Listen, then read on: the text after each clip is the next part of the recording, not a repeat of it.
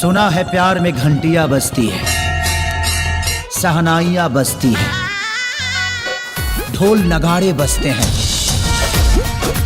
लेकिन मेरा तो बैंड ही बज गया। I like you.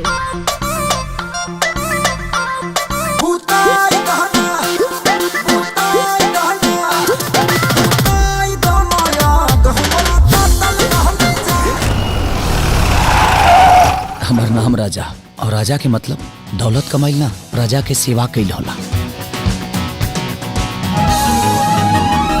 अरे मोहब्बत में आशिक का उम्र नहीं देखा जाता। सुभान अल्लाह, सुभान अल्लाह। पूरा होके दे। हमार अब ठिकाना भइल बा, जब से ओढ़नी फसल बचैन से बेचैन ई दीवाना भइल बा। जौना लड़की के सुगर सुशील समझनी वो ससुरी सनी लियोनी निकल गई मर्दे। हमरा और आगे हाथ जोड़ा तनी, हमारी इज्जत के साथ मत खेली। जब सामने नए सपने हो तो पुरानी यादों को भूल जाना चाहिए।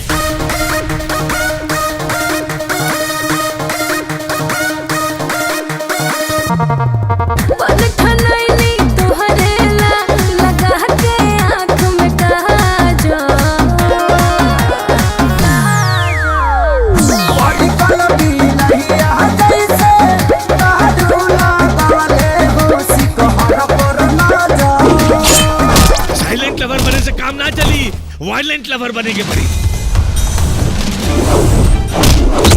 हमार समझी बने के ना तोरा औकात बा और ना ही हमरा घर के बहू बने के तोरा बेटी के हैसियत।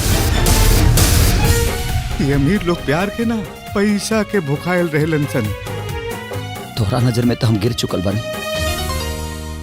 लेकिन उनका नजर में गिरे के नहीं चाहत।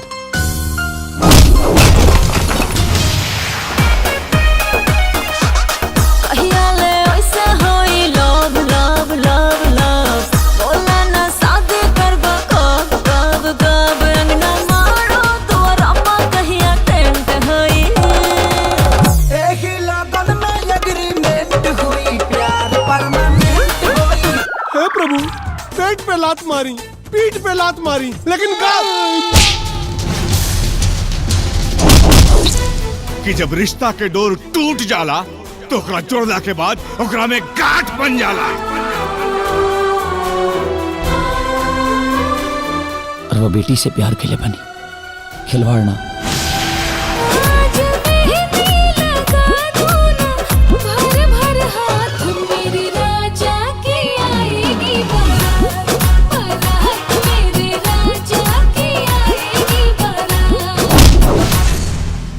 माही ही हमरा घर के बहू बनियन और हम रानी के वचन दे चुकल बनी कि हमार दुल्हन रानी ही बनी है।